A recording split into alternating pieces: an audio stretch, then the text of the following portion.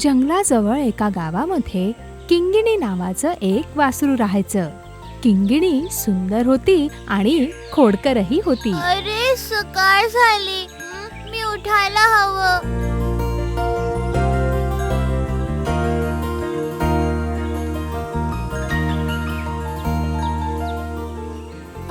मला खूप भूक लागलीये. मी तलावाकाठी जाऊन गवत खाऊन येतो. तिकडलं गवत खूपच चविष्ट आहे. त्याच्याबद्दल विचार करूनच तोंडात पाणी आलं.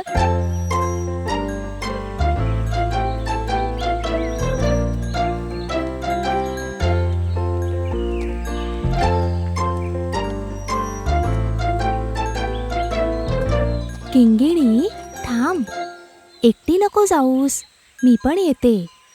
हत्तींचा कळप तळ्यावर आला असेल, एकटं जाणं धोक्याचं राहील. काही नाही होणार आई, मी काळजी घेईन. काय करावं, ऐकतच नाही ही.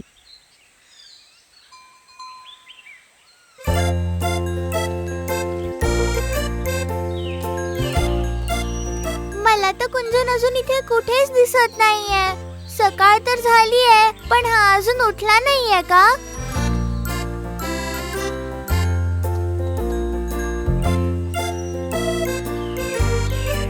मला तो इथे पण नाही दिसत आहे. एक काम करते, मी त्याच्या घरी जाते आणि त्याला घेऊन येते. किंगिणी वासरू आणि कुंजन नावाची एक मुंगी खूप चांगल्या मैत्रिणी होत्या. कुंजा, कुंजा, बाहेर ये ना, आपल्याला जायला हवं.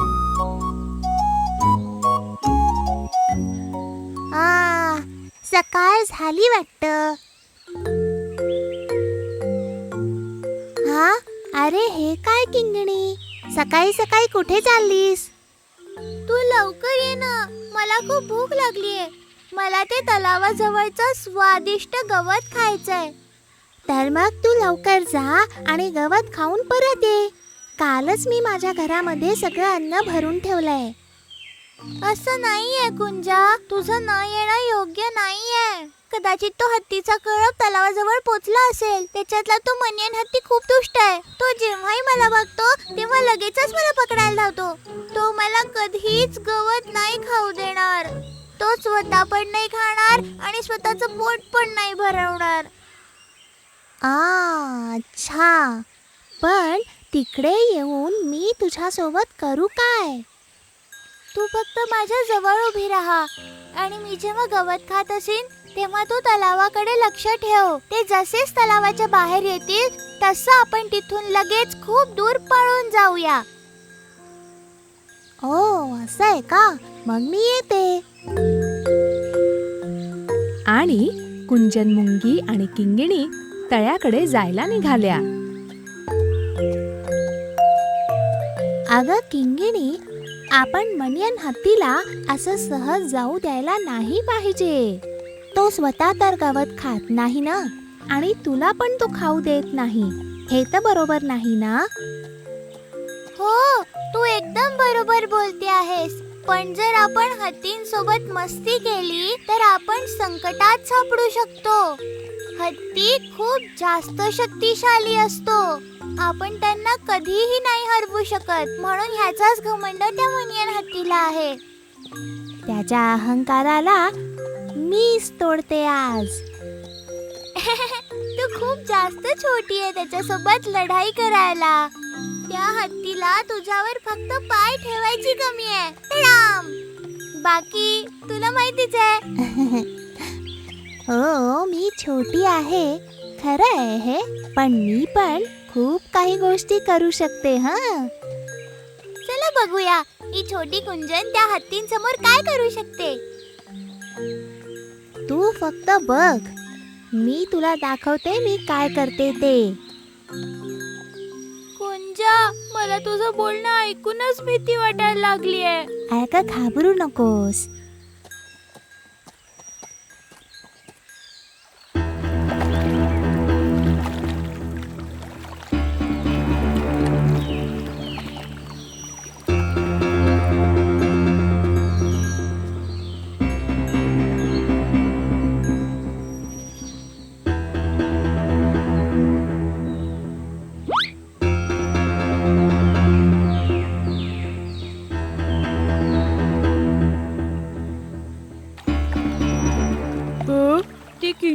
इथे काय गवत खायला आलीये? तिच्यात आज इतकी हिंमत कशी काय आली? तिने काय मला इथे आज बघितलं नाही? काही हरकत नाही, मी तिला आज आठवण करून देतो.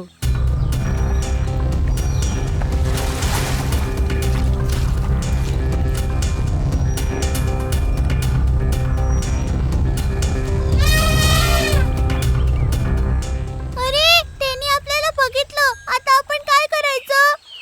तू न घाबरता छान पोट भरून गवत खा. मी तिला इतक्या जोरात आवाज दिला तरी सुद्धा तिला काही फरक नाही पडला. आता मला जाऊन तिला पकडावंच लागेल.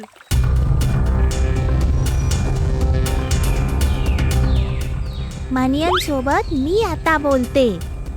मनिया, थांब तिथेच. किंगिणीने तुला कधीच त्रास नाही दिला, तर मग का बरं तू सारखा तिला विनाकारण पळवून लावतोस? तू होतेस कोण मला हे सगळं बोलणारी? जर मी तुझ्यावर पाय ठेवला तर तू पूर्णपणे तिथे चिरडले जाशील. तुझ्या आयुष्याच्या भल्यासाठी सांगतोय, तू या सगळ्यातनं दूर राहिली तरच बरं आहे.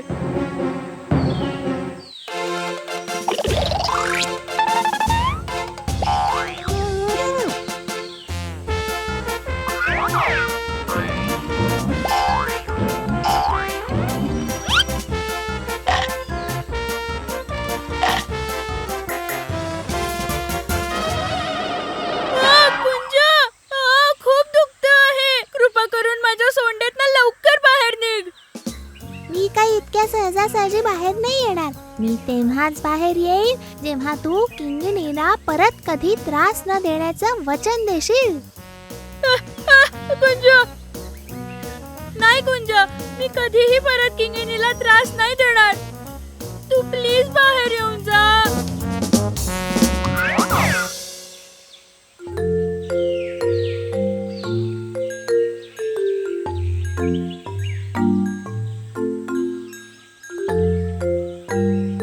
मनिया, तू शक्तिमान आहेस, पण तू तुझी शक्ती दुसऱ्यांना घाबरवण्यासाठी नाही वापरली पाहिजे. तू तर तुझी शक्ती दुसऱ्यांची मदत करण्यासाठी वापरली पाहिजे. परत कधीही मनियन हत्तीने दुसऱ्या कोणत्याही प्राण्याला त्रास नाही दिला. आणि एवढंच नाही, कुंजन, किंगिणी आणि मनियन खूप चांगले मित्र बनले.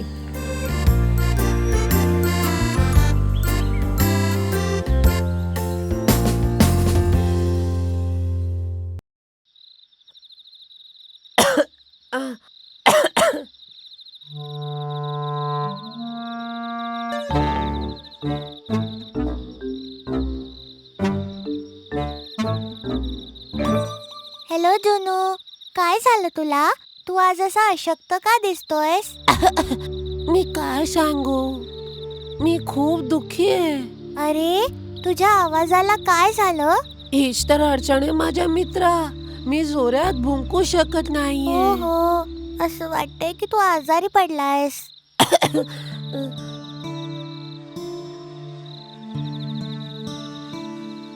या कुत्र्याला बरं नाही आहे. आपल्याला याला कुठेतरी सोडावं लागेल. मीही खूप दिवसांपासून हाच विचार करत होतो. न भुंकणाऱ्या कुत्र्याचा काहीच फायदा नाही. तर विचार काय करताय? त्याला खाऊ तर नाही घालावं लागणार. ठीक आहे, उद्या सकाळपर्यंत वाट पाहू. आणि ही मांजर, ही कुठून आली? हिला हाकला इथून. पण उद्या काहीही करून याला आपल्याला बाहेर सोडावंच लागेल. अरे, तू अजिबात काळजी करू नको. आपण कुठला तरी मार्ग नक्की शोधू. ये तू माझ्यासोबत. बरं ठीक आहे, मी येतो. आता जास्ती नको विचार करू. चल जाऊ. काळजी नको करू मित्रा.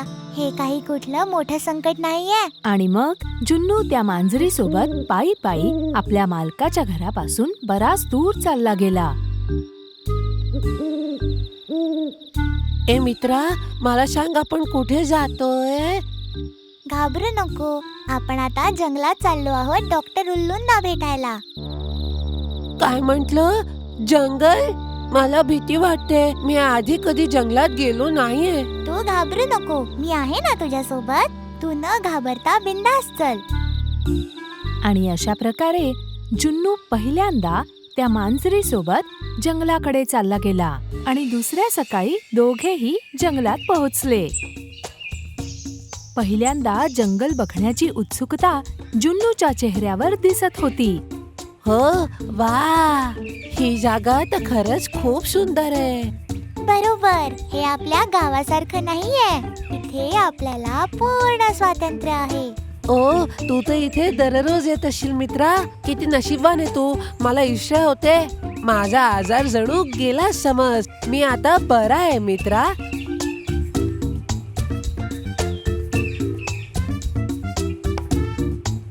तसं आपण इथे पोचलो आहोत, पण आपल्याला इथून कुठे जायचंय?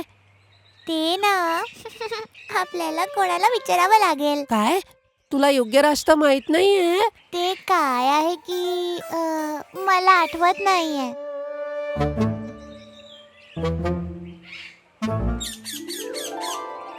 बघ, चल त्या मिठ्ठूला विचारू. ए मित्रा, तू इकडे येशील का? काय पाहिजे तुम्हाला? मित्रा, आम्ही जवळच्या गावातून आलो आहे कशासाठी? डॉक्टर घुबडाला भेटायला.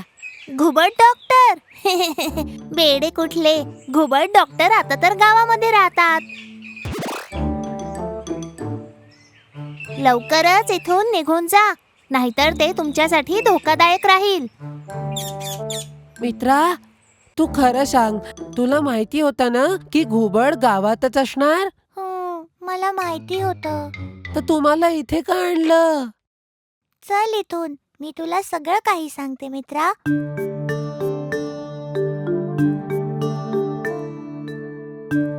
खरं सांग, तू मला खोटं का बोललास? खरं सांगू तर मला जंगल बघायची खूप इच्छा होती मित्रा, पण मला एकटं यायला भीती वाटत होती. अच्छा, मग मी तुझ्या सोबत आहे. घाबरू नको. ते तर मी तर असाच डायलॉग मारला मित्रा, मला माफ कर. चल लवकर गावात जाऊन डॉक्टर घुबडाला भेटू. मी बरा होईन तेव्हाच माझे मालक मला घरी नेतील. जुनू, माझा मित्रा, आपण आता एवढ्या दूर तर आलोच आहोत, तर आपण एकदा जंगल फिरायचं आणि मग गावी परत जायचं. आहा, आजचा शिकार तर खूप मोठा शिकार आहे. तुला काय पाहिजे? मधून सरक. माझ्या परिसरात येऊन मलाच दूर जायला सांगतोयस काय? तुझ्यात इतकी हिम्मत आली तरी कुठून? तू सरकतोस की नाही? तुला कळलं की मी कोण आहे तर असाच सरकशील. ओहा, तर सांगूनच दे, आहेस कोण तू? मी एका शूरवीर बिबट्याच्या बछड्यासोबत जंगल फिरायला आलोय. मला जंगलात फिरायचंय. याच्या म्हणण्यात दम तर आहे, आणि हा तर बिबट्यासारखाही दिसतोय. एक गोष्ट सांग, तू कुठल्या बिबट्याबद्दल बोलतो आहेस? एक असा बिबट्या जो या जंगलाचा रक्षक आहे. हा तर खरं बोलतोय. असं आहे का? तर तुम्ही तुमचा प्रवास सुरू ठेवा. बिबट्या भावाला माझा सलाम सांगा. बघ, साप गेला. खरंच गेला ना? अच्छा, तू त्या बिबट्याला कसा ओळखतो? बिबटे तर प्रत्येक जागी महान मानले जातात. बरोबर म्हंटल ना मी? अच्छा, असं आहे का? चल, आपण त्या सापापासून तर वाचलो, पण आता इथून पटकन निघू. कुठे? घरी. इथे खूप धोका आहे. आणि त्याच वेळेस एक कोल्हा आणि एक बिबट्या त्याच रस्त्यावरून जात होते. हा राजा सिंह तर खूपच अहंकारी आहे. माहितीये, पण पुढच्या वेळी मी राजा बनणार. तुम्ही राजा बनाल तरच जंगलाचा विकास होईल ना? असं वाटतंय कुणीतरी येत आहे. मित्रा, खरं सांग, तू इथे कधीच आला नव्हता ना? आता मी काय सांगू मित्रा, मी आज पहिल्यांदा जंगल फिरायला आली आहे. खूप दिवसांपासून माझी इच्छा होती. अरे मग? मी खरंच सांगतेय मित्रा, आजपर्यंत कधी बाजूच्या गावात पण नाही गेली आहे मी. कोण आहात तुम्ही? या जंगलात तुम्हाला आधी कधीच नाही बघितलं. तुमची एवढी हिंमत, तुम्ही इथे फिरायला आलात?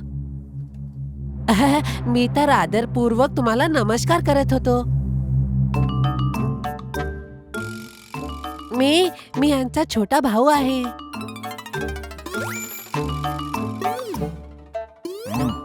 खरंच तुझा छोटा भाऊ आहे?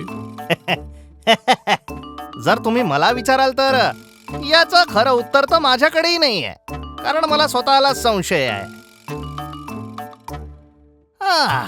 दिसतो तर खरं तर माझ्यासारखाच आहे.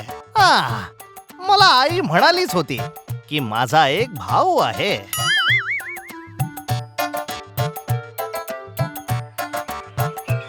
ओ अच्छा, पण तू कोण आहेस? अरे हा तर माझा मित्र आहे, आमच्या बिबट्या राजाचा वारसदार. आहा, आज तुम्हा दोघांचं स्वागत मी पाहुण्यांसारखं करणार. माझ्या भावा, तू माझ्यासोबत घरी नाही चालणार आहेस का? येऊ, नक्की येऊ. आम्ही इतक्या दूर तुम्हालाच तर भेटायला आलो आहे. जुन्नूच्या खोट्या बोलण्यावर विश्वास ठेवून कोल्हा आणि बिबट्याने त्या दोघांना सोबत घेतलं आणि त्यांची चांगली खातिरदारी केली. जर का आपण दोघं इथेच राहिलो तर मित्रा. अरे मूर्खा, आपण तुझ्यामुळे इथे अडकलो आहे. आपलं खोटं पकडलं जाऊ शकतं. आपल्याला लवकरात लवकर इथून पळावं लागेल.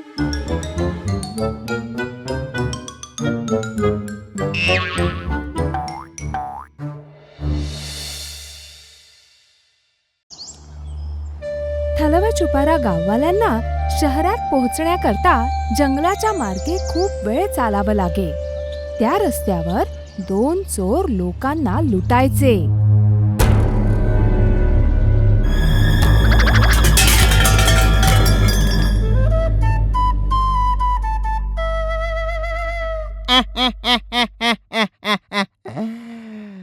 असं काही असेल तर आपल्या मालकांचं नाव सुद्धा त्याच्यात जोडायला सांगेल. कुठे? चहाच्या दुकानाच्या हिशोबाच्या वहीत? नाही मालक, पंचतंत्रांच्या गोष्टीत तुम्हीच काहीतरी मालक आहात. तू एक नवीन गोष्ट का नाही लिहित? भालू तंत्रकथा माझ्या वीर गाथेबद्दल सगळ्यांना कळू दे. तर मग पहिल्या लाईनीत असं काही लिहू का की तुम्ही एक बुद्धिमान आणि शूरवीर अस्वल होते, ज्यांनी एका हिरणाला एका झटक्यात पाडला. अरे पण मी तर एका आक्रमणात एक हरिण सुद्धा मारलं नाहीये. अरे नाही, आपण तर फक्त हे दाखवण्याचा प्रयत्न करतोय की तुम्ही एक खूप शूरवीर नायक आहात. अच्छा, तर ठीक आहे, हे चांगलं आहे. तर मग तू असं लिहू शकतोस की महाराजा भालूनी एका आक्रमणात सिंहाला मारून टाकलं. तू तसंही सगळं खोटंच लिहितो आहेस. एक खोटं अजून. अच्छा, सिंह, तुमची इच्छा तर चांगली आहे, पण गरज नाहीये सिंहासोबत नको खेळायला. जर चुकून सिंहराजाने वाचून घेतलं तर आपल्यावर तर खूप मोठं संकट येईल.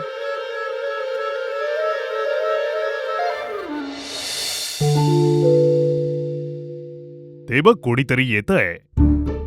अरे मालक, आपण तर इथेच थांबू. या, त्याच्याकडून सगळं ओरबाडून घेऊ.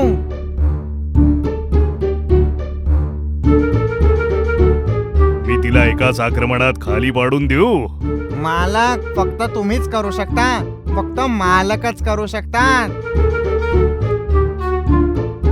अस्वल! अस्वल मला मारायला येतोय. अरे देवा, काय खराब नशीब आहे आपलं. हे काय मालक? या सगळ्या तर बस फांद्या आहेत. काय फांद्या? माझे प्रिय मालक, हा तर ऊस आहे. लोखंड? अरे लोखंड नाही, ऊस आहे आणि खरंच खूप गोड आहे. हो हो. मग आजचं जेवण तर खूप स्वादिष्ट असणार. ऊस विकणाऱ्या बाईला घाबरवून तिच्याकडनं ऊस चोरी करून मास्टर अस्वल आणि कोल्हा दुसऱ्या दिवशीच्या शिकारीची वाट बघत होते. अरे माझ्या कोल्ह्या भावा, तुला कालचं लोखंड खायची इच्छा होते का? अरे काय मूर्ख आहे, तो लोखंड नाही, ऊस होता. ठीक आहे, बुद्धी तर नाही आहे पण शक्ती आहे. काय बोललास तू? नाही, मी तर हे म्हणत होतो की तुम्ही खूप बुद्धिवान आहात. तुम्ही तर बुद्धिवान आहात, नाही ते तुम्ही बीन आहे ते. नाही नाही नाही, आग आहे तुम्ही. बीन्स? असल्या बीन्स? बीन्स नाही, आग आहे तुम्ही, एकदम जबरदस्त.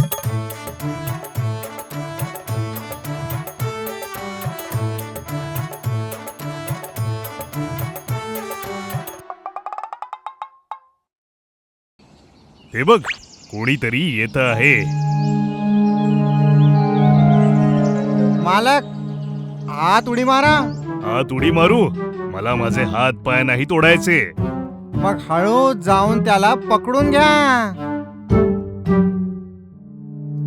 ओहो, लोक तर सांगतात की इथले प्राणी रस्त्यात खूप त्रास देतात.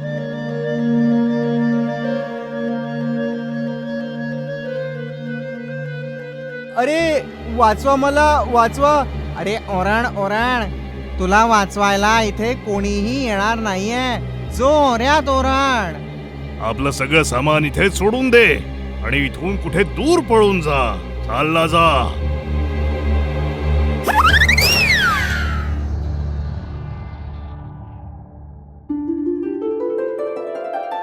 या जंगली मधाचा सुगंध कुठून येतो आहे?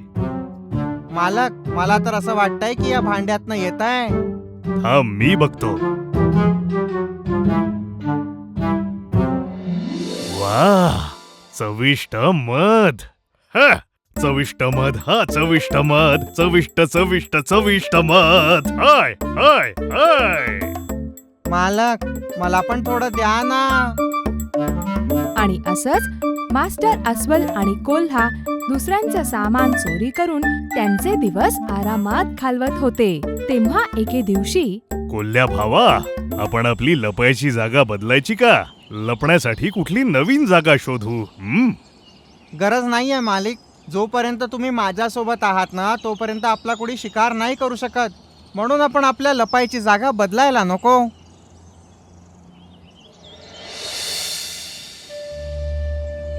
कोल्ह्या भावा, तू बघितलंस? तिकडे बघ, कोणीतरी काहीतरी घेऊन इथेच येत आहे.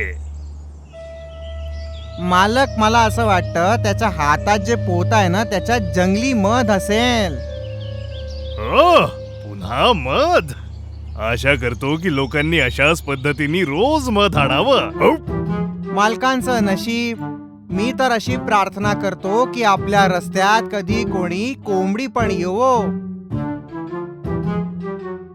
हा भालू आणि कोल्हा रस्त्याच्या मधोमध उभे आहेत. हेच तर ते नाहीत जे येणाऱ्या जाणाऱ्यांना त्रास देतात. जर हेच आहेत तर यांना धडा शिकवावाच लागेल.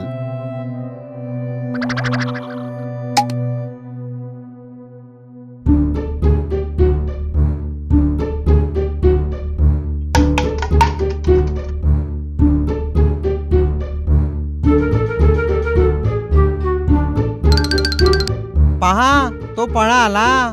मला तर असं वाटतंय पळता पळता त्याच्या हातातून काहीतरी पडलंय. या लवकर, पाहूयात काय ते.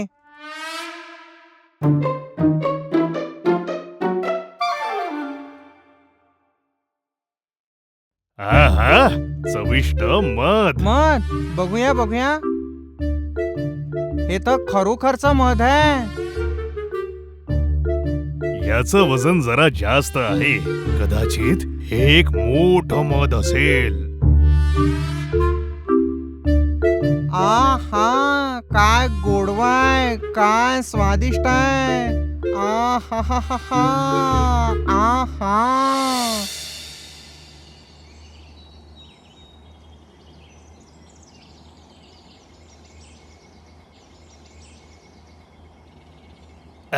हे तर चिकटलं.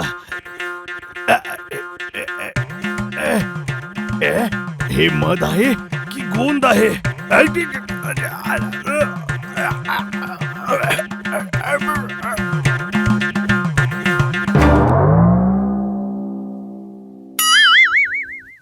अरे ओ मालक, तुम्ही माझ्याशी खोटं बोलून मला हे मध का देत नाहीये? मला पण हे मध हवं आहे. हा, मध पिल्याने तुम्हाला झिंग चढलीये म्हणून तुम्ही मला मध पिऊ देत नाहीये तर आ, हा, हा, हा, हा, हा. अरे गोंद अरे बापरे.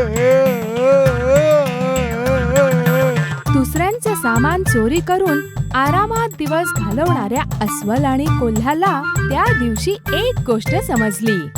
जसा तुम्ही इतरांशी व्यवहार करता तसंच तुमच्या सोबतही होतं.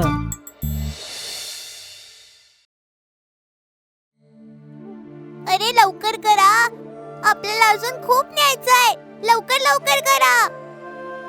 लवकर हात चालवा, नाही तर एक गाडी बोलवावी लागेल. किती काम आहे. मी काय म्हणते, आपण थोडा वेळ झोपायचं का? काय म्हंटले तुम्ही? काही नाही, मी तर म्हणत होते की आपण लवकरात लवकर काम करू आणि मग आराम करू. आणि जेव्हा मुंग्या आपलं काम संपवण्याच्या कामात लागल्या होत्या तेव्हा त्यांना एक मोठा आवाज ऐकू आला. ए, हा आवाज कसला आहे? मला कसं माहिती असेल? मी पण तर इथेच आहे ना तुझ्यासोबत. मला काय जादू न कळणार आहे का? चल बघून येऊ. त्या दोघी पण हळूहळू त्या आवाजाच्या दिशेने जाऊ लागल्या. काही कठल किंवा आंबा मिळाला तर आपण इकडे मस्ती करणाऱ्या मुंग्यांवर ते ठेवू. ए, तिकडे बघ. अरे, तिथे एक मधमाशी बेशुद्ध पडलीये.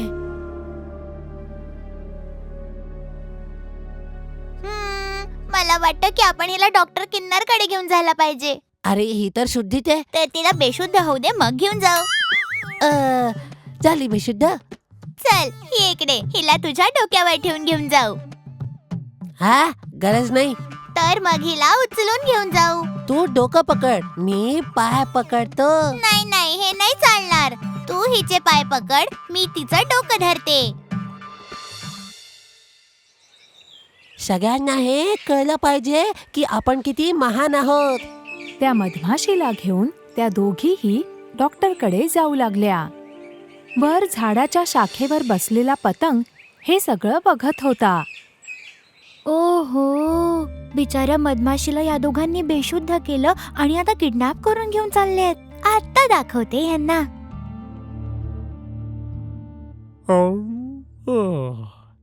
हे सगळं कसं घडलं? जे झालं ते नव्हतं घडायला पाहिजे. गुरुजी, तुम्ही असे मागे पुढे का चालत आहात गुरुजी? ओह, माझ्या शिष्या, मी तुला काय सांगू. मी एका खोडकर हत्तीला रडू न येण्याचं औषध दिलं होतं. मग काय रडणं थांबलं, पण त्याचं हसणं सुरू झालं. ते काही असो, रडणं तर थांबलं ना. हा, ते थांबलं. गुरुजी तिथे पहा, एक संधी स्वतः चालून येते. पाऊस, तेही वसंत ऋतूमध्ये. अरे गुरुजी, वर नाही, खाली पहा. तू बरोबर बोलतोयस माझ्या शिष्या. जरा बघा तर गुरुजी, असं वाटतंय त्याला चालायला त्रास होतोय. आपण जाऊन त्यांची मदत करायची का? नाही नाही, त्यांना हळूहळू येऊ दे की. पण असं का गुरुजी? अरे, ते मास्तर आपल्यासारखे डॉक्टर्स आपले इंटरनॅशनल प्रश्न विचारू शकतो. म्हणजे कसे प्रश्न? तुम्ही याला इथे आणायला उशीर का केला, असे प्रश्न. तुला बुद्धीच नाही. जेव्हापासून तुमच्या सोबत राहतोय तेव्हापासून. डॉक्टर, जरा बघा तर, हा बेशुद्ध झाला.